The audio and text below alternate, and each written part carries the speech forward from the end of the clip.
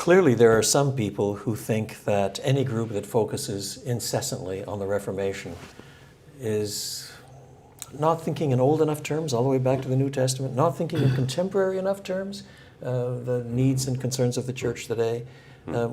Why exactly should we spend the focus that we do give to the Reformation?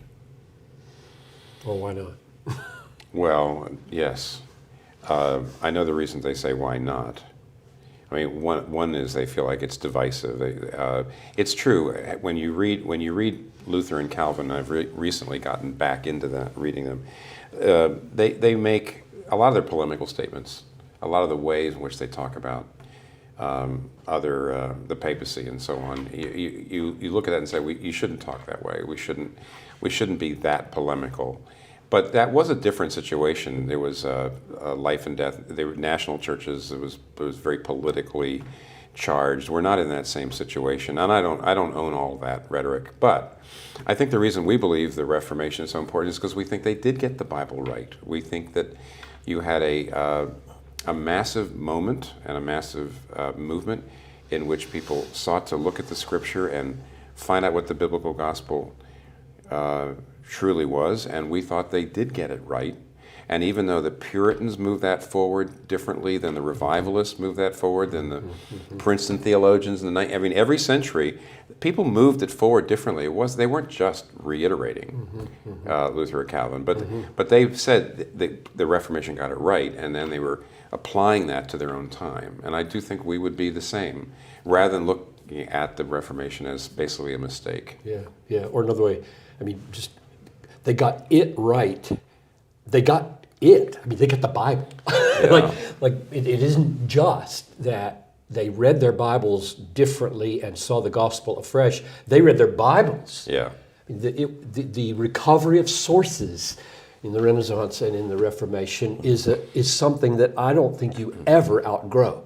Back to the sources in every seminary curriculum, Lord willing, which is a Reformation principle that we shouldn't let go. Kenneth Concert used to say to us when I was a lot younger, he used to say, evangelicalism at its very best is simply the return to the New Testament at its very simplest. Now, that's a bit of an oversimplification, but you can see what he's trying to say. He's not trying to set aside a movement as if it's better than the New Testament or if it's stepping away from the New Testament, but insofar as it's tested by the New Testament, as by the whole counsel of God, then it becomes for us a movement that we can attach ourselves to. Yeah. The roots of evangelicalism is not finally in the evangelical awakening, it's in the Scriptures. Right. So would you say that returning to the Reformation to get our bearings on the gospel makes it harder to make progress with Rome, or clouds developments between Protestantism and Catholicism that makes us unable to see hope? Because I think that's one of the issues of unity, is that the Reformation was a protest against the failure of the Roman Church to see the gospel clearly. And the question is today, is the Reformation over? Do you still need it? Well, obviously, we're not going to be. If we really do think they basically got it right, I think that certainly poses problems for any movement toward reunion with Roman Catholicism. Yes, we obviously are not as open to talking about that. I certainly think, as I said, our attitude toward Roman Catholics might be, well, I should say this. When I was reading the Institutes, what surprised me, there is a place, and I need to go find it, and somebody's going to watch this and say, where is that, Tim Keller? But there's a couple places in the Institutes where Calvin says not only are there true Christians in the Roman Catholic Church, but there are true churches. He used the word churches, true churches in the Roman Catholic Church.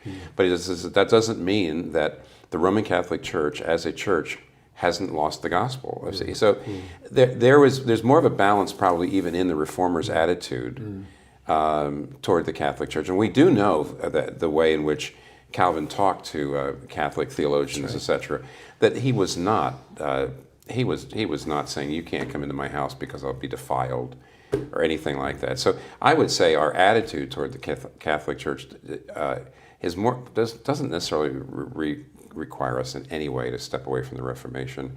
Still, to make there's much that we can learn from other people who believe the Apostles' Creed, Right.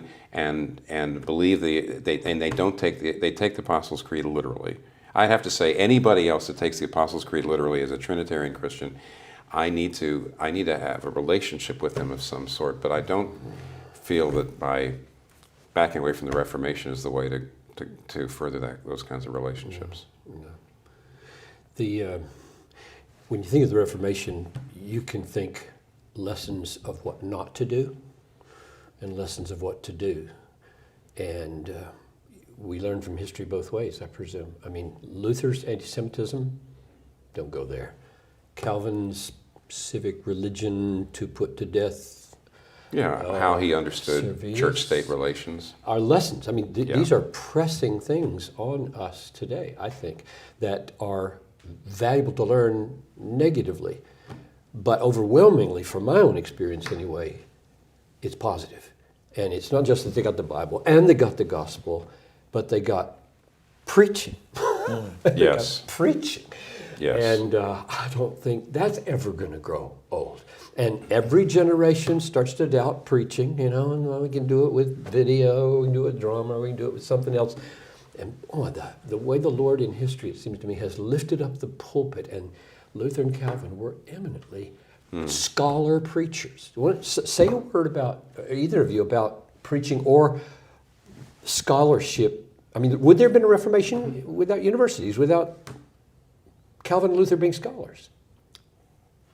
Who's to say when you live in alternative universes, but probably not. No. But what at the same time we need to keep saying to many, many Christians today is that while we want to fasten on the Word, we also want to show how we're part of a chain in history that goes back and back and back. Yeah. We're not trying to be so innovative that we're the first generation to get it all right. So part of every preacher's responsibility is to teach the counsel of God as they're studying the scriptures themselves, but to check it out with previous generations. And in that sense, you want to check out especially those generations that seem to have been closest to understanding the gospel in a rich and thick and biblically faithful way.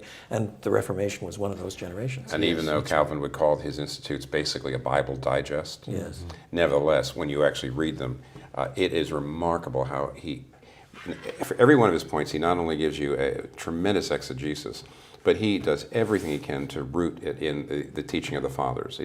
Everybody who came before him in the history of the church that would say the same thing. He makes sure you see that Augustine, of course, but lots and lots of other. He just knew the early fathers. You love John Chrysostom. Oh my goodness! And he always rooted the gospel not only in the scripture but also in the former history of the church. So it was. You do not have this idea like you had the early church and then nothing happened and then suddenly the Reformation and we got back to it. He doesn't see it that way. That's partly because he was concerned to show that the Catholic Church of his day was not true to one itself. piece all the way from the 2nd century to the 16th. That's right. He was trying to show how far away it was. So one of the reasons that he quoted the Fathers so much was to show the change. We like the Reformation. We do like the Reformation. Thanks.